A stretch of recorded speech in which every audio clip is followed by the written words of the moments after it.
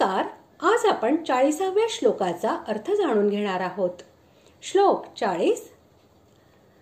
नमः पुरस्तादथ पृष्ठतस्ते नमोऽस्तु ते सर्वत एव सर्व अनंत वीर्यामित विक्रमस्त्वं सर्वं समाप्नोषि ततोऽसि सर्वः. श्लोकाचा अर्थ: हे अनंत सामर्थ्यशाली, आपल्याला पुढून व मागूनही नमस्कार. हे सर्वात्मका, आपल्याला सर्व बाजूंनीच नमस्कार असो.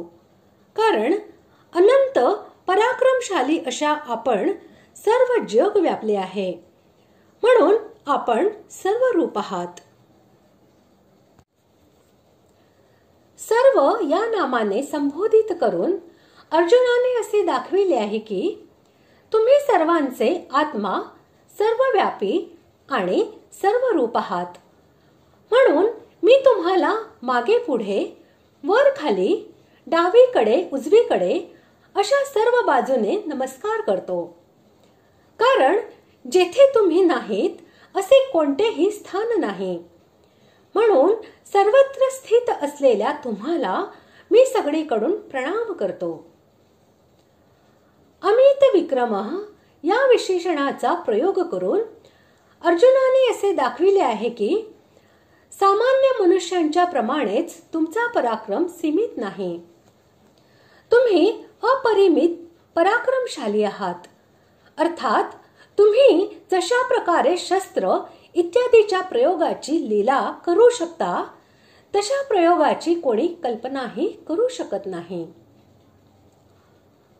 तुम्ही सर्व जग व्यापलेले आहे, त्यामुळे तुम्ही सर्व रूप आहात. या म्हणण्याचा भावार्थ असा की पूर्वी अर्जुनाने भगवंतांना सर्व या नावाने संबोधित केले होते. आता या कथनाने तो त्यांची सर्व रूपता सिद्ध करत आहे. याचा भावार्थ असा की तुम्ही हे सर्व जग व्यापलेले आहे. विश्वामध्ये क्षुद्रातील क्षुद्र असा एकही अणू नाही, अशी कोणतीही जागा किंवा वस्तू नाही की जेथे आणि ज्याच्यामध्ये तुम्ही नाही. म्हणून सर्व काही तुम्हीच आहात. वास्तविक तुमच्यापेक्षा वेगळे जग अशी कोणतीही वस्तू नाही, असे माझे मत आहे. अशा प्रकारे आज आपण 40व्या श्लोकाचा अर्थ जाणून घेतला. पुढील भागात आपण 41 व 42 या दोन्ही श्लोकांचा अर्थ जाणून घेणार आहोत. धन्यवाद.